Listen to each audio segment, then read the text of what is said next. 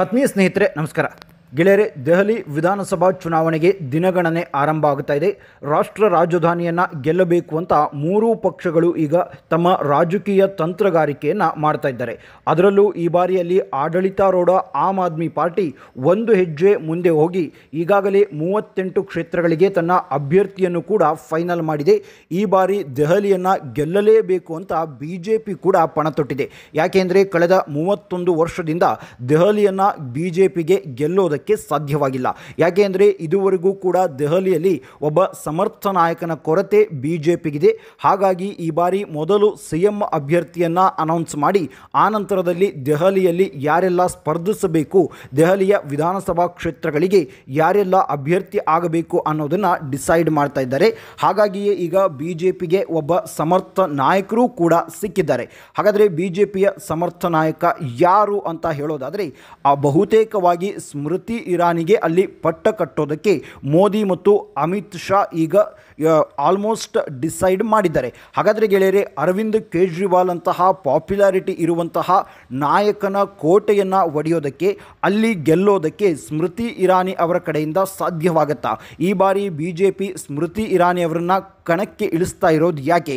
ಸ್ಮೃತಿ ಇರಾನಿಯವರ plus ಪಾಯಿಂಟ್ಗಳೇನು ಮತ್ತು minus ಪಾಯಿಂಟ್ಗಳೇನು?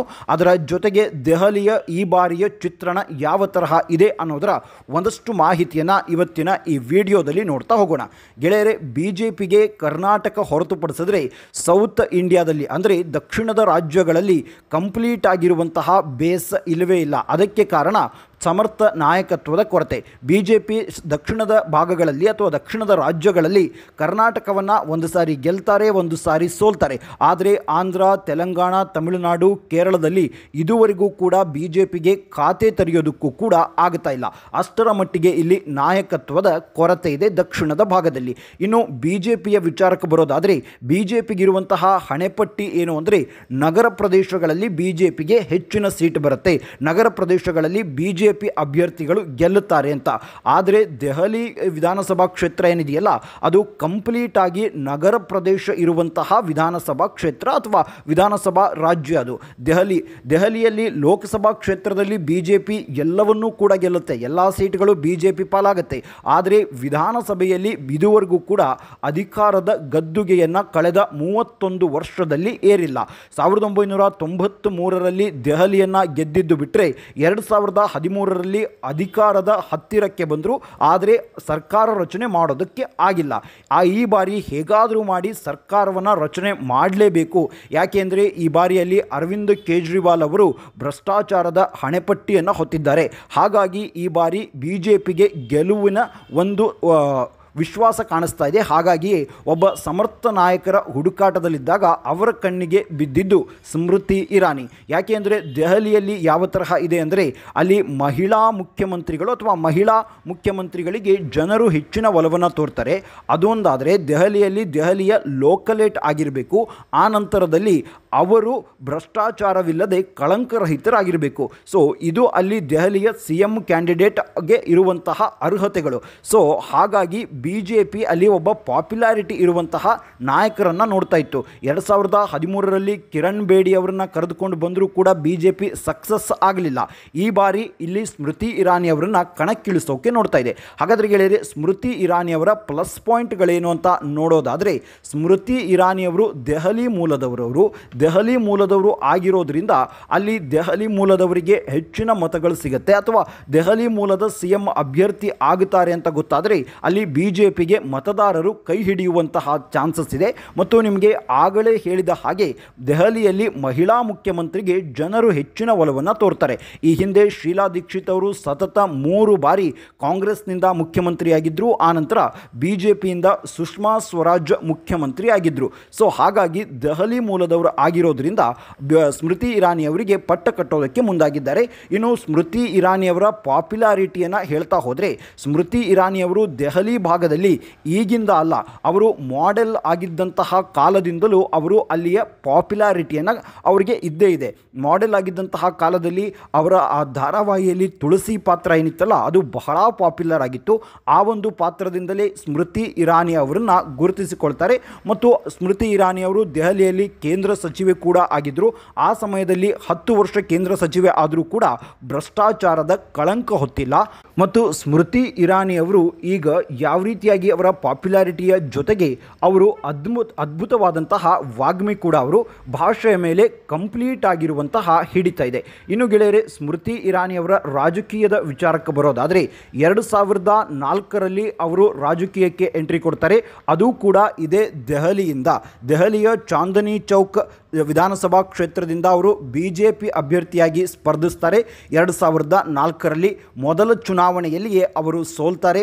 ಆನಂತರ 2010ರಲ್ಲಿ ರಾಷ್ಟ್ರೀಯ BJP ಮಹಿಳಾ ಮೋರ್ಚಾ ಅಧ್ಯಕ್ಷರು ಕೂಡ ಆಗುತ್ತಾರೆ. 2011ರಲ್ಲಿ ರಾಜ್ಯಸಭೆಗೆ ಎಂಟ್ರಿ ಕೊಡ್ತಾರೆ. ಅದಾದ ಬಳಿಕ 2014ರಲ್ಲಿ ಅಮೇಥಿಯಿಂದ ಅವರು ಸ್ಪರ್ಧೆಯನ್ನು ಮಾಡ್ತಾರೆ.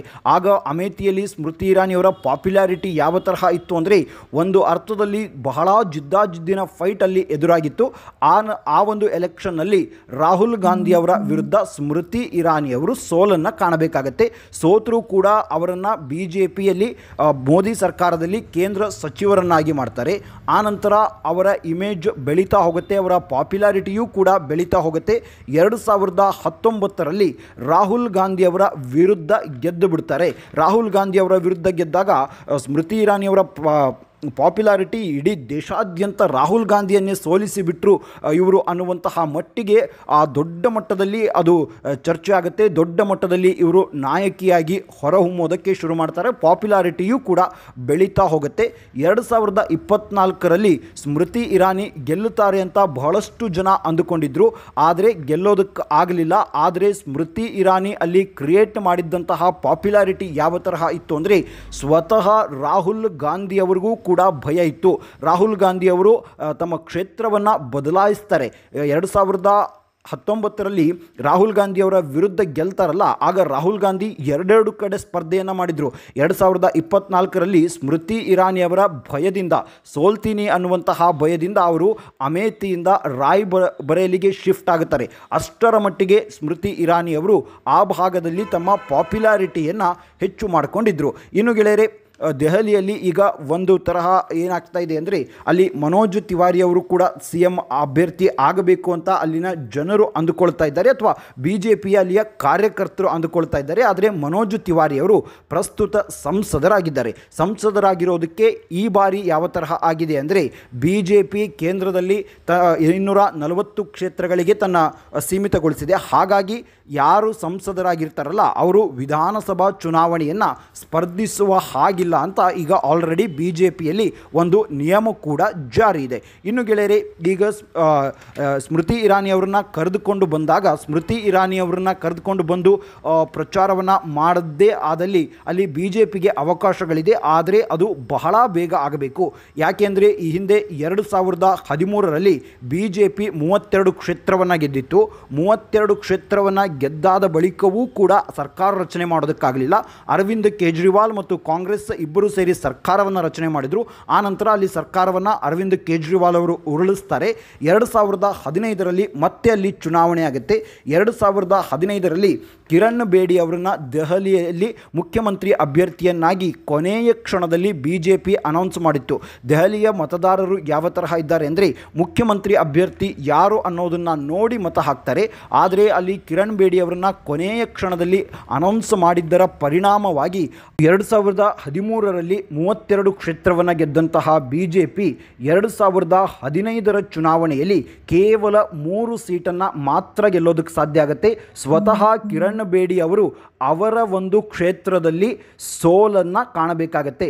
ಅಷ್ಟರ ಮಟ್ಟಿಗೆ ಅರವಿಂದ್ ಕೇಜ್ರಿವಾಲ್ ಅವರ ಕ್ರೇಜ್ ಇರುತ್ತೆ. ಅರವಿಂದ್ ಕೇಜ್ರಿವಾಲ್ ಅವರು ತಮ್ಮ ಹಿಡಿತವನ್ನು ದೆಹಲಿಯಲ್ಲಿ ಸ್ಥಾಪನೆ ಮಾಡಿರ್ತಾರೆ. ಈಗಲೂ ಕೂಡ ಗೆಳೆಯರೆ ಅರವಿಂದ್ ಕೇಜ್ರಿವಾಲ್ ಅವರು ಸಮರ್ಥ ನಾಯಕ ಅಂತ ಹೇಳ್ತಾ ಇದ್ದಾರೆ. ಅರವಿಂದ್ ಕೇಜ್ರಿವಾಲ್ ಅವರ ಪಾಪ್ಯುಲಾರಿಟಿಯೂ ಕೂಡ ಕಡಿಮೆ ಆಗಿಲ್ಲ. ಅಂತಹದ್ರಲ್ಲಿ ಬಿಜೆಪಿ ಈಗ ಬಹುತೇಕವಾಗಿ ಸ್ಮೃತಿ ಇರಾನಿ ಅವರನ್ನ ದೆಹಲಿ ಸಿಎಂ ಅಭ್ಯರ್ಥಿ ಅಂತ ಫೈನಲ್ ಮಾಡಿದೆ. ಗೆಳೆಯರೆ ದೆಹಲಿಯಲ್ಲಿ ಸ್ಮೃತಿ ಇರಾನಿ ಅವರು ಸಿಎಂ ಅಭ್ಯರ್ಥಿ ಅಂತ ಫೈನಲ್ ಆದರೆ ಅಲ್ಲಿ ಬಿಜೆಪಿಗೆ ಗೆಲ್ಲುವಂತಹ ಅವಕಾಶಗಳು ಇವೆಯಾ? ನಿಮ್ಮ ಅನಿಸಿಕೆ ಏನು ಅನ್ನೋದನ್ನ ಕಮೆಂಟ್ ಮೂಲಕ ತಿಳಿಸಿ. ಮುಂದಿನ ವಿಡಿಯೋದಲ್ಲಿ ಮತ್ತಷ್ಟು ಮಾಹಿತಿಯ ಜೊತೆಗೆ ಬರ್ತೀನಿ. ಅಲ್ಲಿಯವರೆಗೂ ಜೈ ಹಿಂದ್, ಜೈ ಕರ್ನಾಟಕ.